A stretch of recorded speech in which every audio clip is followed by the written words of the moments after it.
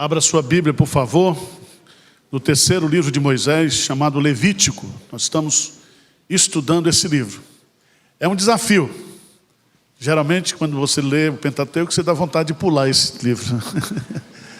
Assim? Mas nós mostramos aqui, semana passada, nós fizemos uma introdução sobre o livro.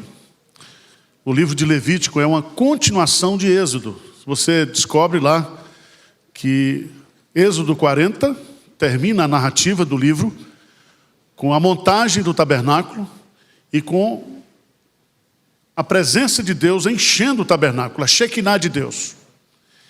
E de lá, de dentro da tenda, Deus dita para Moisés o conteúdo do livro de Levítico. Veja aí no versículo 1 de Levítico 1:1, o que diz? Chamou o Senhor a Moisés e da tenda da congregação lhe disse. Então, não existe no Antigo Testamento um livro tão direto de Deus como o livro de Levítico. O tema desse livro é santidade. Se em Gênesis o homem foi criado e pecou, em Êxodo ele foi liberto, Levítico é santidade. Há uma sequência. Assim como depois da regeneração, da justificação pela fé, vem a santificação. Esse livro, ele é de fundamental importância para nós compreendermos a obra de Cristo. Do capítulo 1 até o capítulo 16, você tem a informação de como é que eu devo me aproximar de Deus. Nós temos aí, do capítulo 1 até o capítulo 7, nós temos as ofertas, que são a base para a santificação. Eu quero ver se eu termino hoje. E a primeira oferta, a oferta que nos aproxima de Deus, é justamente a oferta do holocausto, capítulo 1. Nós estudamos aqui a semana passada. Hoje nós vamos estudar as outras ofertas. E se no capítulo 1 nós temos o açougue, no capítulo 2 nós vamos para a padaria agora. Vamos ler o texto, por favor. Quando alguma pessoa fizer oferta de manjares ao Senhor, a sua oferta será de flor de farinha. Nela deitará azeite e sobre ela porá incenso. Levá-la-á aos filhos de Arão, os sacerdotes, um dos quais tomará dela um punhado da flor de farinha e do seu azeite com todo o seu incenso, e os queimará como porção memorial sobre o altar. É oferta queimada de aroma agradável ao Senhor. O que ficar da oferta de manjares será de Arão e seus filhos. É coisa santíssima das ofertas queimadas ao Senhor. Quando trouxeres ofertas de manjares cozida no forno, será de bolos asmos de flor de farinha amassados com azeite e obreia asmas untadas com azeite. Se a tua oferta for de manjares cozida na assadeira, será de flor de farinha sem fermento amassada com azeite. Em pedaços a partirás e sobre ela deitarás azeite. É oferta de manjares. Se a tua oferta for de manjares de frigideira, far-se-á de flor de farinha com azeite. E a oferta de manjares que daquilo se fará, trarás ao Senhor. Será apresentada ao sacerdote, o qual a levará ao altar. Da oferta de manjares tomará o sacerdote a porção memorial e queimará sobre o altar. É oferta queimada de aroma agradável ao Senhor. O que ficar da oferta de manjares será de Arão e de seus filhos. É coisa santíssima das ofertas queimadas ao Senhor. Nenhuma oferta de manjares que fizerdes ao Senhor se fará com fermento, porque de nenhum fermento e de mel nenhum queimarás por oferta ao Senhor. Deles trareis ao Senhor por oferta das primícias. Todavia não se porão sobre o altar com aroma agradável. Toda oferta dos teus manjares temperarás com sal. A tua oferta de manjares não deixarás faltar o sal da aliança do teu Deus. Em todas as tuas ofertas aplicarás sal. Se trouxeres ao Senhor oferta de manjares das primícias, fará oferta de manjares das tuas primícias, de espigas verdes, tostadas ao fogo, isto é, os grãos esmagados de espigas verdes. Deitará azeite sobre ela, e por cima lhe porás incenso, é oferta de manjares. Assim o sacerdote queimará a porção memorial dos grãos de espigas esmagados e do azeite, com todo o incenso, é oferta queimada ao Senhor. Amém. Meus prezados irmãos, se a oferta do holocausto aponta para Cristo, também essa oferta, ou essas ofertas de manjares, também apontam para Jesus Cristo. Aqui nós temos, nessa oferta de manjares, no capítulo 2, 5 tipos de ofertas.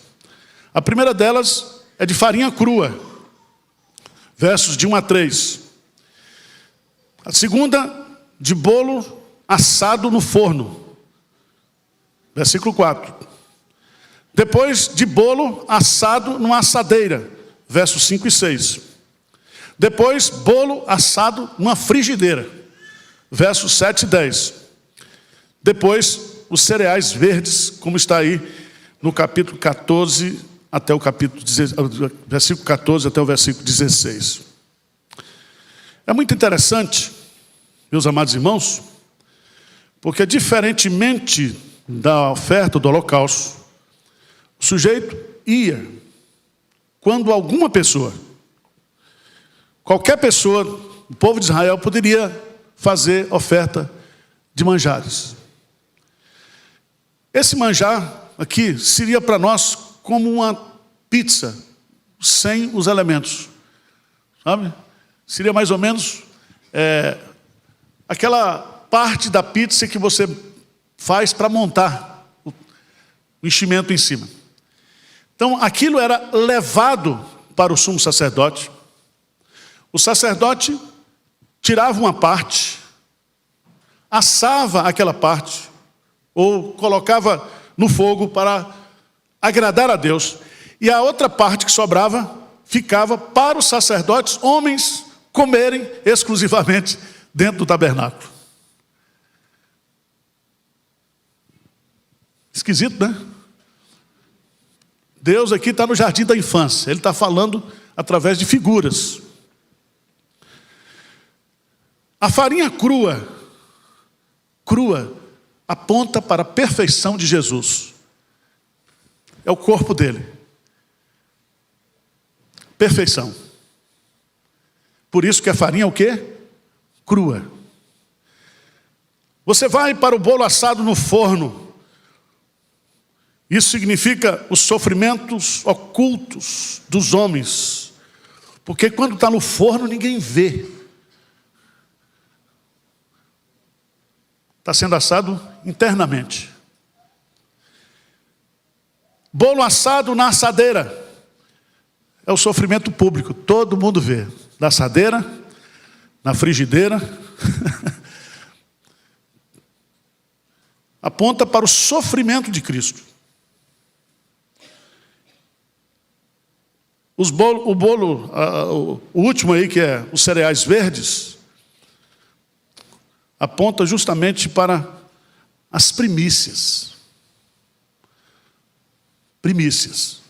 Ou seja, para Deus, sempre em primeiro lugar. Como é que a gente entende isso?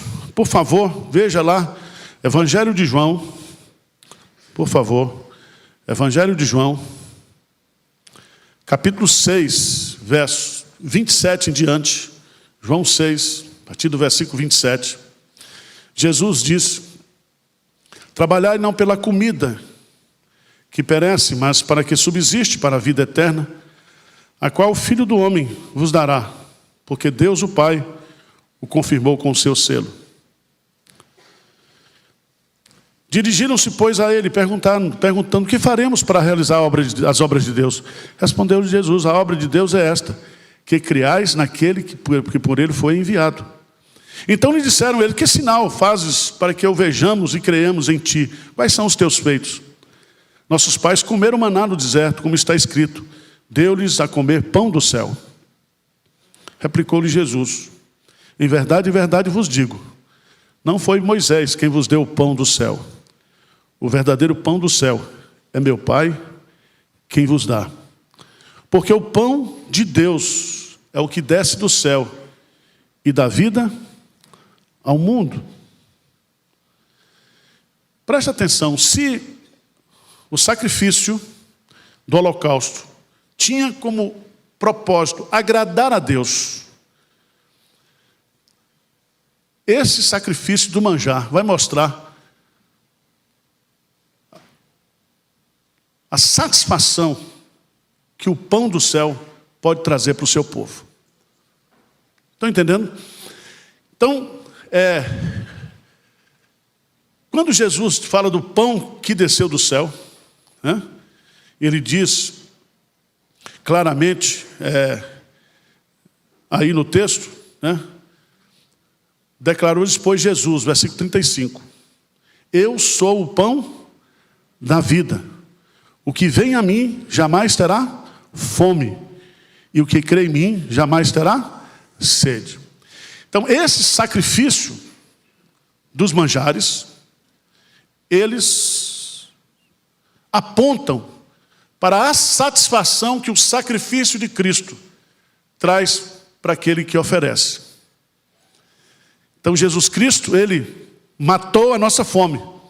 Jesus Cristo, de uma certa forma, satisfaz todas as necessidades daquele que vai até Deus através dele. É muito interessante você dar uma olhadinha aí, por favor. 1 Coríntios 15, versículo 20.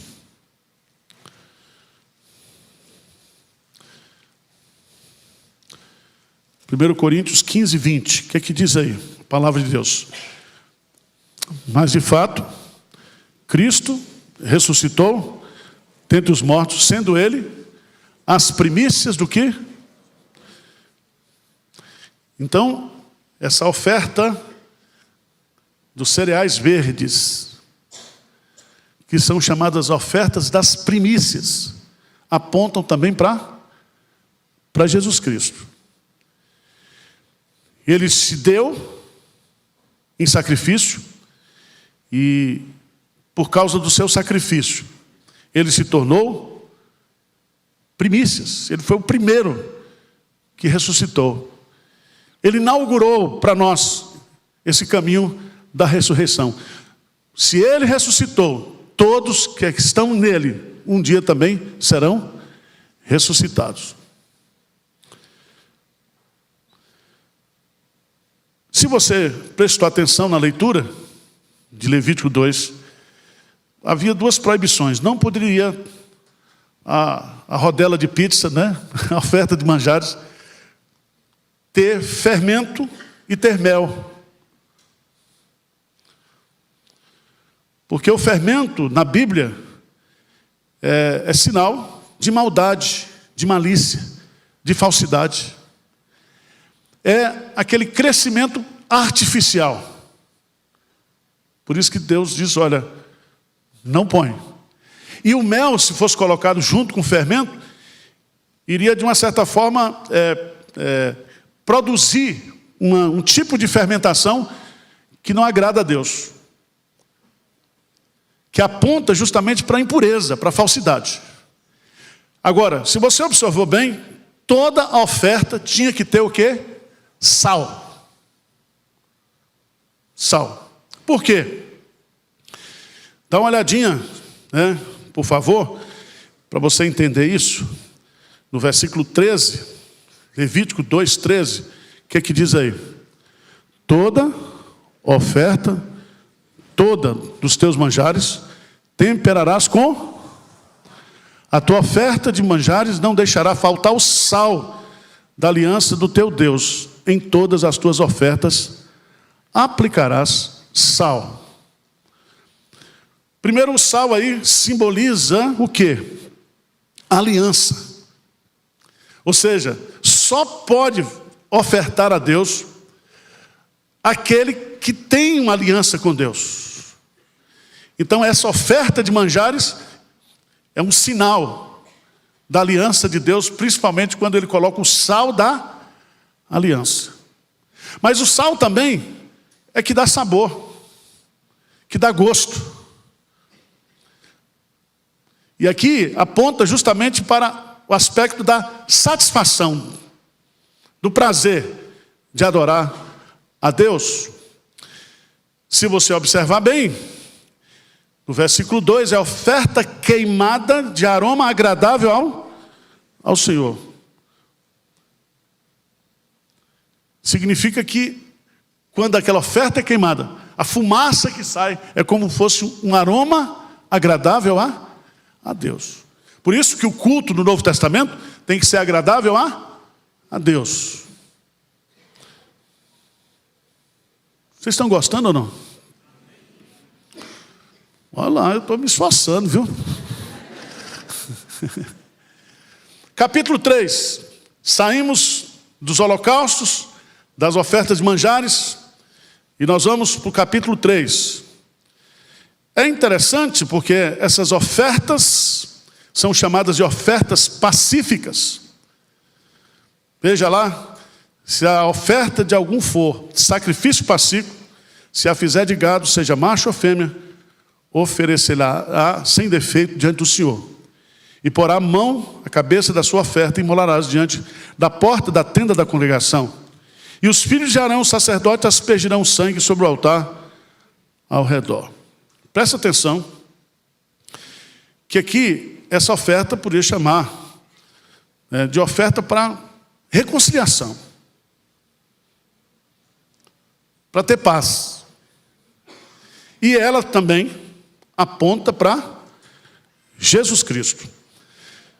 No capítulo 3, versos de 1 a 5, oferta de gado, depois oferta de gado miúdo, 6 e 11, oferta de cabras, nos versos 12 a 17. Agora é interessante essas ofertas pacíficas, porque parte do animal era queimado, ou a gordura era queimada, parte ficava para os sacerdotes, e o ofertante poderia levar para casa para comer com a sua família parte daquelas ofertas. Então, a oferta pacífica é uma oferta compartilhada com os adoradores. As outras não, mas essa aqui, o sujeito podia levar uma picanha para casa para comer com a família.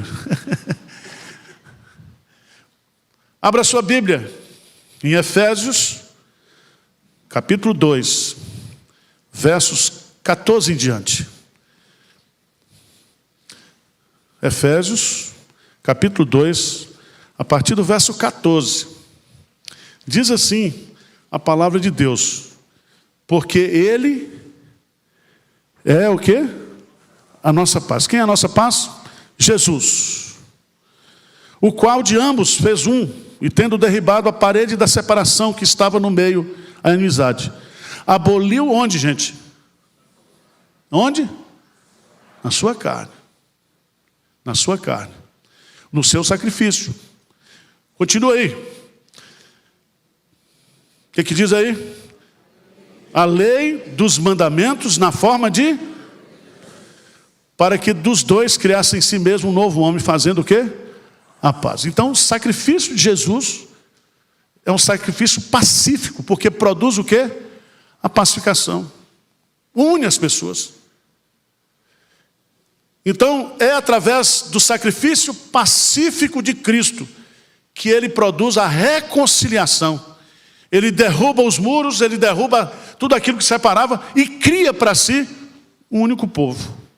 Diz o texto, se você der uma olhadinha aí, no versículo 15, diz: aboliu na sua carne a lei dos mandamentos na forma de ordenanças, para que dos dois criasse em si mesmo um novo homem, fazendo o quê? A paz. Então ele aboliu, não precisa mais fazer a oferta pacífica, ele já fez. Para quê? Veja no versículo 16, lê comigo.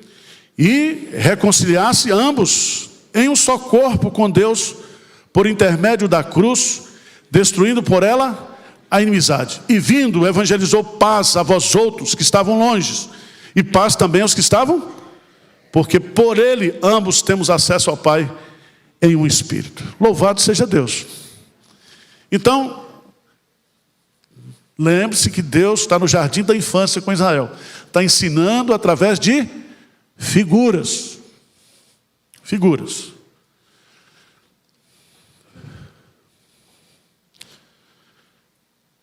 Quarto tipo de oferta. Primeiro, holocausto. Segundo, a oferta de manjares. Não é isso? Terceiro, os sacrifícios pacíficos. Quarto, os sacrifícios pelos pecados. Isso é muito interessante, essa oferta. É muito interessante, porque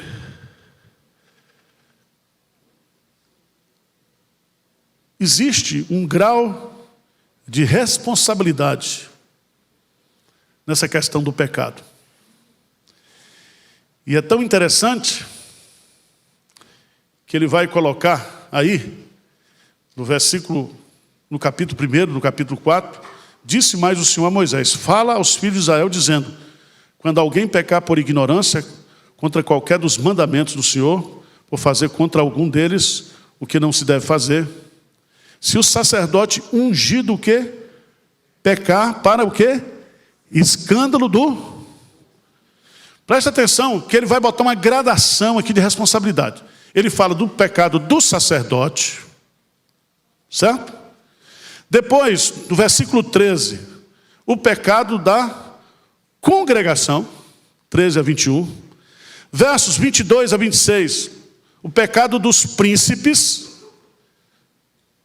E lá, versos 27 até os 5:13, vai falar dos pecados de qualquer o quê? Pessoa.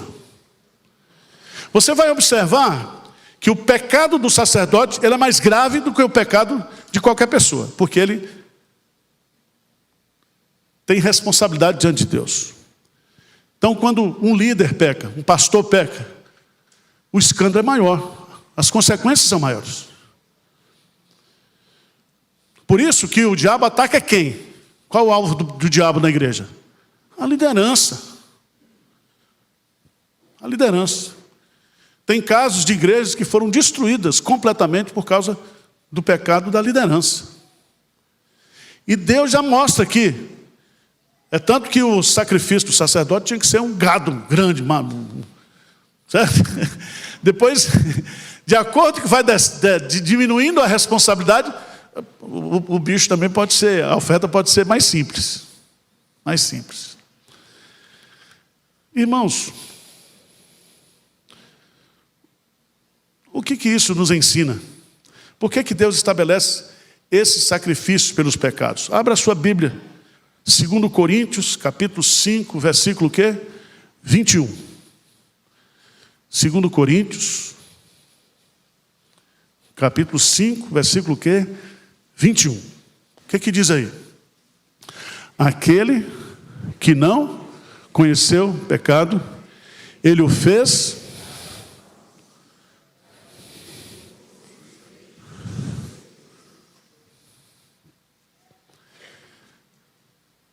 lembre-se que o pecado não era do animal. O pecado era do ofertante. O ofertante colocava a mão sobre a cabeça do animal, da vítima, da oferta.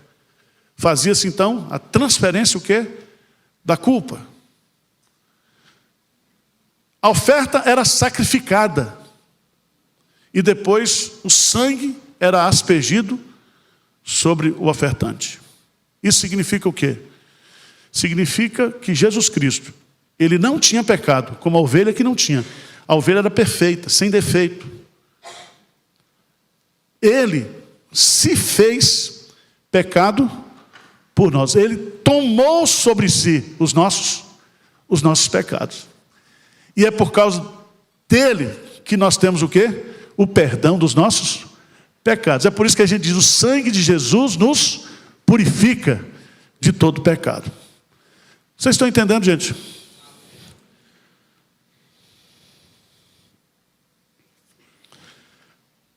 Oferta do holocausto, ofertas de manjares, ofertas pacíficas de comunhão com Deus, ofertas pelo pecado oculto ou não. A quinta e última oferta.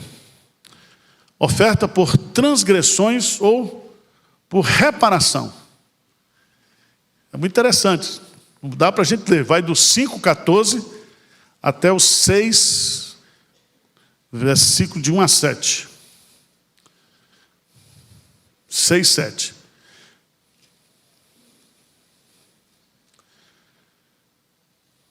Veja que vamos pegar o 5,14 aí.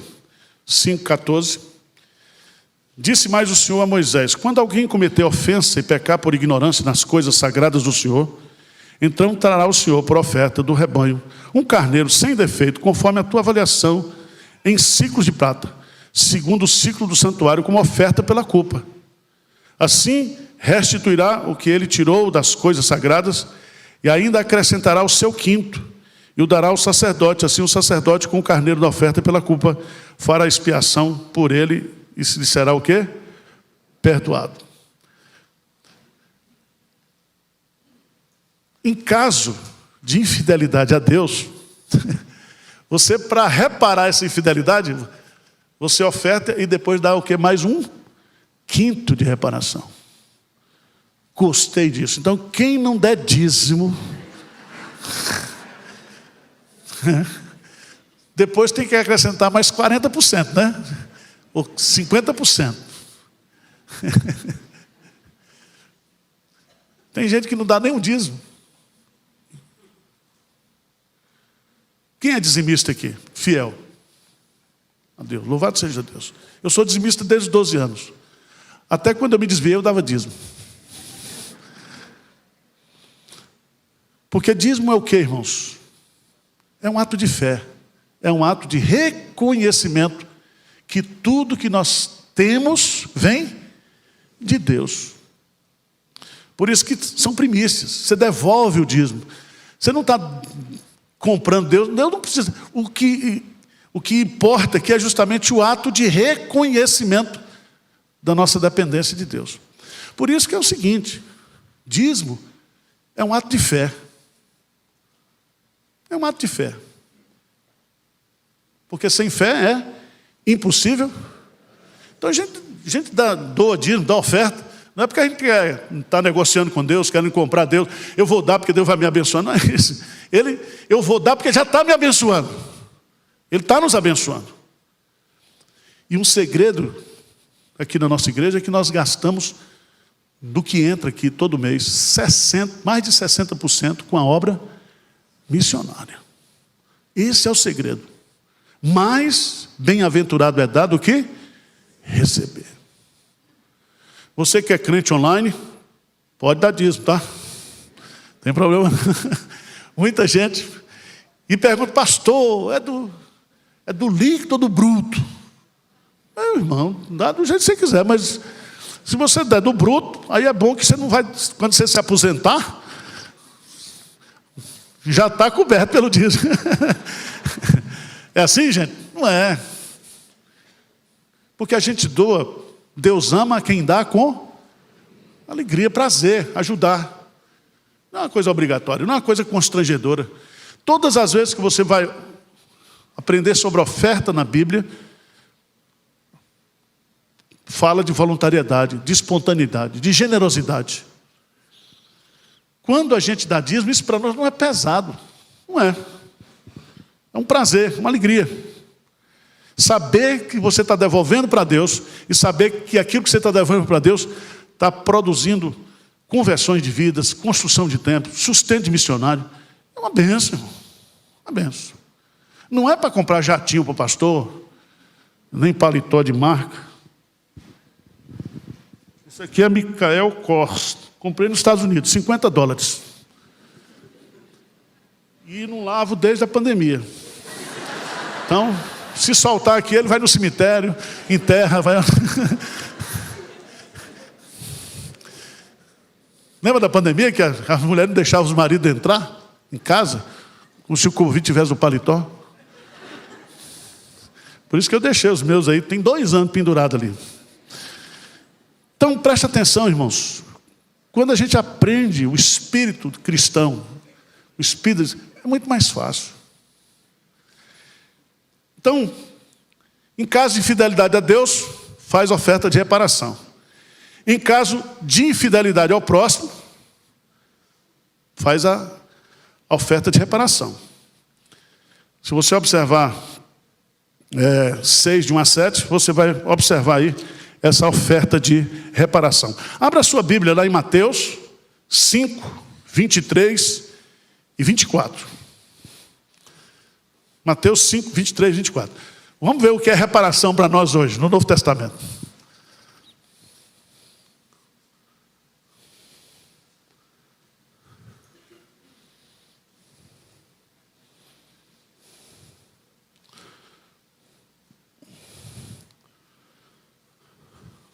O que diz aí Mateus 5, 23, 24, gente? O que diz a palavra?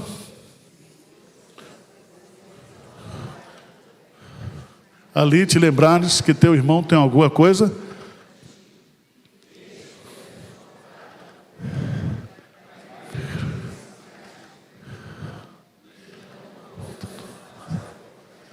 Isso aí é oferta de reparação. No espírito do Novo Testamento. Significa que se eu defraudei alguém, se eu machuquei alguém, se eu prejudiquei alguém, eu preciso o quê? Me reconciliar com ele. Reparar o meu relacionamento para que a minha oferta a Deus seja o quê? Aceita. Isso é muito sério. Dá um recado para os homens aqui. Vamos lá para a 1 de Pedro.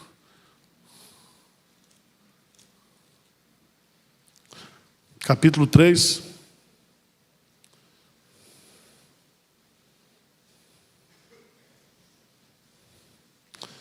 Versículo 7. O que diz aí? Para os maridos. Recadinho para os maridos. Maridos, vós, igualmente, vivei a vida comum. O que é a vida comum do lar? Lavar prato. Fazer feira. Vida comum do lar. Sentar na mesa, comer, tomar café. Vida comum. Vida comum do lar. Aí diz, com discernimento, tendo consideração para com a vossa mulher, como parte mais frágil, tratai-a com dignidade, porque sois juntamente herdeiros da mesma graça de vida, para que não se interrompam as vossas, o quê? Orações. Então, se você briga em casa e vem orar aqui, sua oração não vai ser ouvida. Se você briga com sua mulher, trata sem consideração, aí vai orar, pode orar o que você quiser. Tem que fazer o quê? A reparação. Reparação. Pastor, e quando for a mulher? Aí, meu filho, tem que ser com muita negociação.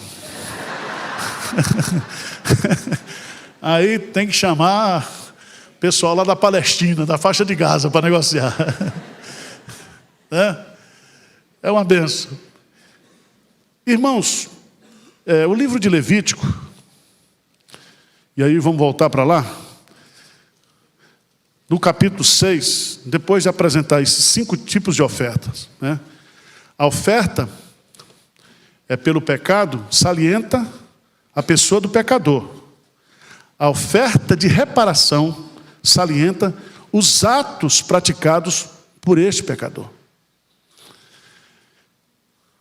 Veja, Levítico de 1 a 7. Você tem aqui todas essas ofertas, certo? Todas essas ofertas. Do 6, 8, vai explicar, né, essa lei, essas leis. E todo o propósito aqui, o que Deus está estabelecendo aqui? É a base da nossa santificação.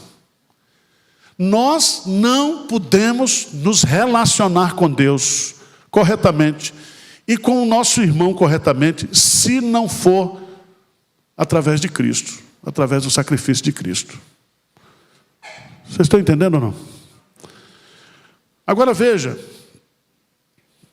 aqui nós temos, então, do capítulo 1, capítulo 7, através dessas ofertas, a base da nossa santificação pessoal, a base para nós nos aproximarmos de Deus. Dá um pulinho lá em Hebreus, por favor. Capítulo 9 e 10.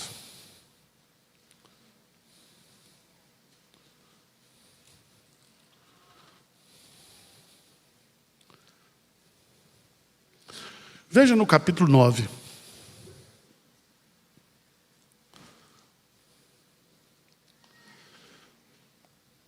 Os ritos, ofertas e sacrifícios mosaicos eram imperfeitos e ineficazes. Por quê? Eles eram imperfeitos porque eles não resolviam o problema. Eles eram apenas sombra da cruz de Cristo. Por isso que eles tinham que ser o quê? Repetidos, repetidos, repetidos. Jesus, ele só fez um sacrifício. O sacrifício perfeito. Então, tudo que esse capítulo 7, de 1 a 7, foi colocado ali. Ou seja, todos os sacrifícios do culto cerimonial, todos eles apontavam para Cristo. Por isso que hoje a gente não faz mais o sacrifício. A Igreja Católica diz que o sacrifício é a missa. Repete o sacrifício. Não precisa. O sacrifício de Cristo é irrepetível. Veja no texto. Ora, a primeira aliança também tinha preceitos de serviço sagrado e o seu santuário terrestre. Com efeito, foi preparado o tabernáculo, cuja parte anterior, onde estava o candeeiro, a mesa e a exposição dos pães, se chama Santo Lugar. Por trás do segundo véu se encontrava o tabernáculo, que se chama o Santo dos Santos, ao qual pertencia um altar de ouro para incenso e a arca da aliança, totalmente coberta de ouro, na qual estava uma urna de ouro contendo o maná, o bordão de Arão que floresceu e as tábuas da lei. Então é o seguinte, tinha o lugar santo, dentro da tenda, nós estamos dentro da tenda, e o lugar chamado Santo dos Santos. Aqui, nesse lugar, tinha o incensário, que representa a oração dos santos, tinha uma mesa com pão da proposição, para apontar que Jesus Cristo é aquele que satisfaz a nossa necessidade. Tinha o candeeiro, que representava o quê? Que Jesus Cristo, ele é a luz do mundo. Você atravessava a cortina, você entrava no lugar santo dos santos. Lá tinha o hilastério. Era uma arca. Dentro da arca tinha o quê? O maná, o bordão de Arão e as tábuas, o que dá? O que isso representa? O maná representa o quê? A murmuração do povo. Bordão de Arão, a rebelião do povo. As duas tábuas da aliança, os 10 mandamentos, representava a lei de Deus quebrada. Quando Deus olhava, ele encontrava justamente, ele via somente o quê? A murmuração, o pecado do povo. Mas quando o sumo sacerdote, ele aspergia o sangue no dia do Yom Kippur, que era a celebração anual, aqueles pecados eram cobertos pelo sangue. Pelo sangue. Sem derramamento de sangue, não há remissão de pecado. Veja, versículo 6 de Hebreus 9. Ora, depois de tudo isso, assim, preparado, continuamente, entra no primeiro tabernáculo o sacerdote para realizar o serviço sagrado, mas no segundo, o sumo sacerdote, ele sozinho, uma vez por ano, não sem sangue, que oferece por si e pelos pecados de ignorância do povo. Querendo com isso dar a entender o Espírito Santo que ainda o caminho do santo lugar não se manifestou.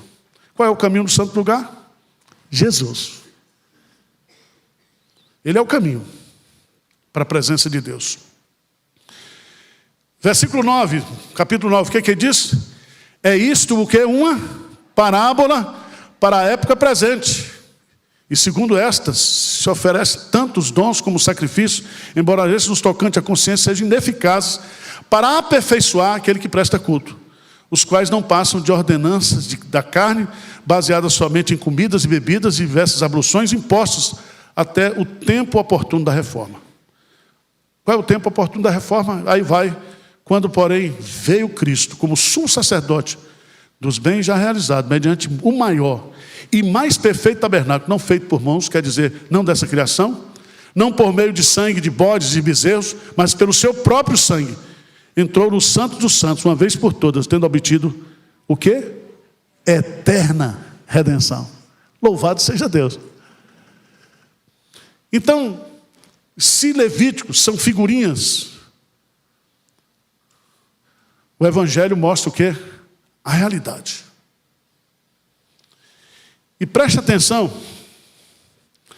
porque nenhum crente no Antigo Testamento foi salvo pelo sacrifício que era feito no tabernáculo. Todos eles foram aperfeiçoados pelo sacrifício de Cristo. Quando Cristo morreu, historicamente falando, o poder histórico tanto é retroativo, como também para frente. Somente Jesus Cristo pode nos purificar, nos justificar pela fé. Por isso, que você, quando pega lá Romanos capítulo 4, veja lá, Romanos capítulo 4. Quando Paulo vai dar exemplos de justificação pela fé, ele usa dois exemplos. O exemplo de Abraão e o exemplo de Davi. Romanos capítulo 4. Que pois diremos ter alcançado Abraão, nosso pai, segundo a carne? Porque se Abraão foi justificado por obras, tem de que se gloriar, porém não diante de Deus. Abraão creu em Deus, e isso lhe foi o quê? Imputado para justiça. Ora, ao que trabalha, o salário não é considerado como favor, e sim como dívida. Mas ao que não trabalha, porém crê naquele que justifica o ímpio, a sua fé lhe é atribuída como justiça. Então, era a fé em Deus que fez com que Abraão fosse o quê? Justificado. O que é ser justificado? É a declaração de Deus: nenhuma condenação há para aquele que está em Cristo Jesus. Acho que eu vou fazer apelo hoje aqui. Abra sua Bíblia, por favor. Em 1 de Pedro. 1 de Pedro 2.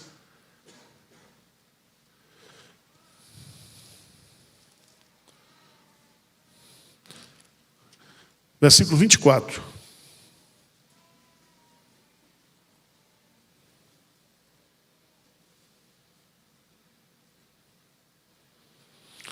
Vamos ler juntos? O que é que diz aí? 1 de Pedro 2, 24, o que é que diz? Carregando Ele mesmo em seu corpo, sobre o madeiro, os nossos pecados, para que nós, mortos para o pecado, vivamos para a justiça.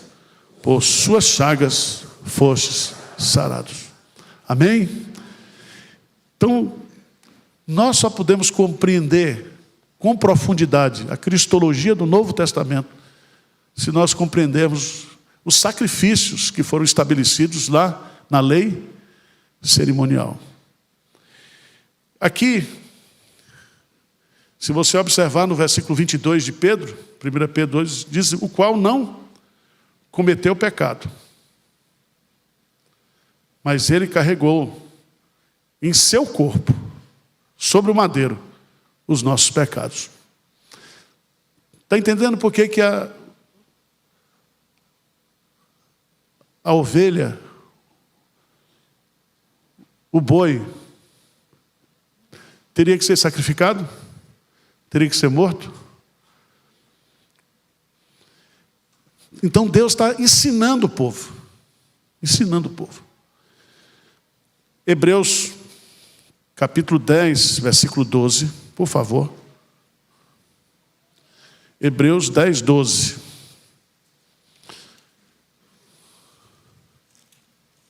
O que diz aí a palavra de Deus?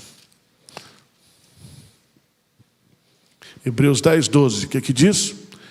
Jesus, porém, tendo oferecido para sempre o único, assentou-se à destra de Deus. Amém, amém. Irmãos, Jesus, Ele é o único meio de nos aproximar de Deus. Se você observar bem, Deus está, a sua glória está presente no tabernáculo, não é isso? De dentro da tenda do Santo dos Santos, ele dita o conteúdo de Levítico para Moisés. Esse Deus, que lá no monte, você se lembra? Êxodo 19, ninguém poderia se aproximar do monte, seria fulminado. Agora, esse Deus, Ele quer que nós nos aproximemos dEle. E essa aproximação só é possível através do sacrifício do seu Filho. Vocês estão entendendo ou não? Não tem outro jeito. Por isso que Ele diz, eu sou o caminho, eu sou a verdade, eu sou a vida. E ninguém vem ao Pai senão por mim. Ele é o único caminho. E é bom a gente entender isso. Veja lá Hebreus 10, versículo 19. Lembre-se, você se lembra que quando Jesus, Ele morreu, está lá em Mateus, diz que o véu do templo foi rasgado. Que véu de templo é esse? Era justamente o véu que separava o lugar santo do santo dos santos. Quem é que tinha acesso ao lugar santo dos santos? Só o sumo sacerdote, uma vez por... E ele entrava amarrado com corda, porque se acontece, puxava o corpo. Cristo, através do seu sacrifício, nos constituiu sacerdotes do Deus vivo e verdadeiro. Nós somos reino de sacerdotes. Então, eu e você, nós podemos entrar na presença de Deus por causa do sacrifício de Jesus Cristo. Veja, Hebreus capítulo 10, versículo 19. Vamos ler juntos? 19 e até o 21. Vamos lá? Tendo, pois, irmãos, intrepidez para entrar no Santo dos Santos, pelo sangue de Jesus, pelo novo e vivo caminho que Ele nos consagrou, pelo véu, isto é, pela sua, e tendo grandes sacerdotes da casa de Deus, aproximemo-nos com sincero coração, em plena certeza de fé, tendo o coração purificado de má consciência e lavado o corpo com água o quê? Pura. Louvado seja Deus por isso. Você entendeu isso aqui? É só você lembrar de Levítico. Só lembrar de Levítico, das ofertas de Levítico. Você vai entender isso aqui. O livro de Hebreus explica o livro de Levítico. Por quê? Porque esse livro de Hebreus, ele foi escrito principalmente para judeus que estavam querendo voltar à prática da lei, o quê? Cerimonial. E havia um grupo lá, os judaizantes, que eram cristãos, mas ao mesmo tempo eles diziam que eles não poderiam abrir mão da lei. Você acredita que se você for a Israel hoje, eles estão no ano 5.000 e tanto, ou 6.000 e tanto, e eles estão esperando vir um Messias para construir um templo. Já estão prontos lá, já tem um menorá lá, doado pela família Safra, de ouro lá, próximo ao Muro das Lamentações. Diz que todas as listas das famílias levitas, do sumo sacerdote, tudo pronto. Estão esperando. Porque eles não compreenderam que Jesus Cristo é o Messias. Que Ele veio justamente para cumprir o livro de Levítico. E eles estão ainda querendo praticar o livro de Levítico. Louvado seja Deus, porque Ele nos deu essa compreensão em Cristo Jesus. Nós conhecemos a verdade nos libertou. E Ele cumpriu. Por isso que lá em Mateus, capítulo 26. Vamos ficar de pé para a gente ler? Mateus.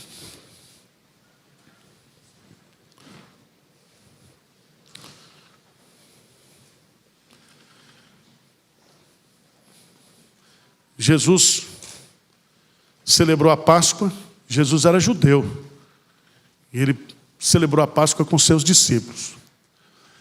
Mas depois de celebrar a Páscoa, Ele instituiu o quê? A ceia. Porque Ele é o Cordeiro Pascal. Ele vai morrer. Ele vai cumprir. E aí, veja no versículo 26, enquanto comiam, tomou Jesus um pão e abençoando, partiu e deu aos discípulos, dizendo, tomai e comei, isto é o meu corpo. Ele carregou no madeiro, no seu corpo, os nossos pecados. A oferta era queimada, corpo inteiro. Tomai e comei, isto é o meu corpo. A seguir tomou um cálice, tendo dado graças, deu aos discípulos, dizendo, bebei dele todos. Porque isso é o meu sangue, o sangue da nova aliança, derramado em favor de muitos, para o quê? Remissão de pecado. Por que sangue? Porque o sangue é a vida. Está lá em Levítico. A vida está no sangue. Quando se derrama sangue, se derrama o quê? A vida. Então, o pão e o vinho simbolizam o corpo de Cristo, que foi moído por nós, que foi entregue por nós, que foi queimado por nós. E eu gosto aqui que ele diz, derramado em favor de muitos, não de todos. Ele sabia por quem ele estava morrendo. Eu sou o bom pastor dá vida pelas suas ovelhas. Então ele pensava em mim, ele pensava em você, ele sabia por quem estava morrendo. Então glorifique a Jesus nessa manhã. E você sabe que o óleo vem só onde o sangue passou. Não tem unção sem sacrifício. Não tem. Não quero ir para o céu sem passar primeiro no Calvário. Tá certo? Pai querido, olha para nós aqui, pessoas imperfeitas, mas que por causa do teu amor, da tua graça, nós somos lavados e purificados pelo sangue de Jesus. Muito obrigado pelo Cordeiro que foi morto, sem defeito, sem mácula, expiatoriamente, vicariamente, sofredoramente, para que eu e todos que estão aqui, nós pudéssemos nos reconciliar contigo. Nós pudéssemos ter essa oportunidade de falar contigo na oração, no louvor, na palavra. Adorarmos o Deus vivo e verdadeiro, mediante a mediação de nosso Senhor Jesus Cristo. Abençoe cada um aqui, Senhor. E que a obra de Cristo possa ser o grande lenitivo da nossa vida. Essa é a nossa oração em nome de Jesus. Amém. Pode sentar, na próxima aula nós vamos trabalhar os capítulos de 8 a 10 sobre o sacerdote. Está certo? A constituição dos sacerdotes.